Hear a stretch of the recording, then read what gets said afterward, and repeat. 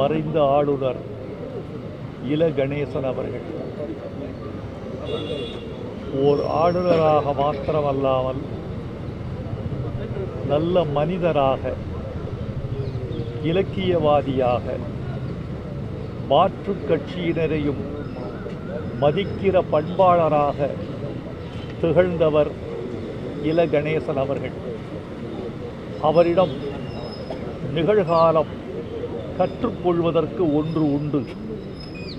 எவரையும் புண்படுத்தலாகாது, எந்த நிலையிலும் வெறுப்பு அரசியல் கூடாது என்ற ஒரு லட்சியத்தை தன் மனதுக்குள் ஊன்றி வாழ்ந்தவர் இல கணேசன் அவர்கள். எனக்கும் அவருக்கும் உள்ள பழக்கம் இலக்கியம் குறித்தது. பொற்றாமரை என்ற ஓர் அமைப்பை அவர் நிறுவியிருந்தார். அதன் வழியே அவர் இலக்கியம் வளர்த்தார். நல்ல ரசிகர், நல்ல பேச்சாளர். நாகாலாந்து வாருங்கள், இயற்கையை கண்டு நீங்கள் காணாத கவிதையெல்லாம் எழுதலாம் என்று என்னை அழைத்தவர். அவருடைய அன்புக்கு நான் என்றும் கடமைப்பட்டிருக்கிறேன். அவருடைய பெருமைகளுள் ஒன்று அவர் எல்லாரையும் மதித்தவர் என்பது. எந்த உயர்ந்த நிலைக்கு சென்றாலும் சமூகத்தை மதித்தல் என்பதில் அவர் எப்போதும் முன்னணியில் நின்றார் என்பதில் அவருக்கு பெருமை உண்டு.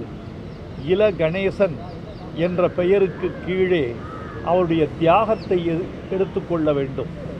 அவருடைய நீண்டகால வாழ்வியலில் அவர் தன்னலமற்றவராக இருந்தார் என்பது மிகப்பெரிய குறிப்பு. எனக்கு தெரிந்து நேர்மையான வாழ்க்கைக்கு சொந்தக்காரர் என்பதுதான் இல கணேசன் அவர்களின் மிகப்பெரிய சிறப்பாக நான் நினைக்கிறேன். அவருக்கு நான் எழுதியிருக்கிறேன், போய் வாருங்கள் நல்லவரே, தாமரை மட்டுமல்ல சூரியனும் துக்கம் கேட்கும் என்று எழுதியிருக்கிறேன். அதையே என் இரங்கல் செய்தியாக சொல்லிக்கொள்ள விரும்புகிறேன்.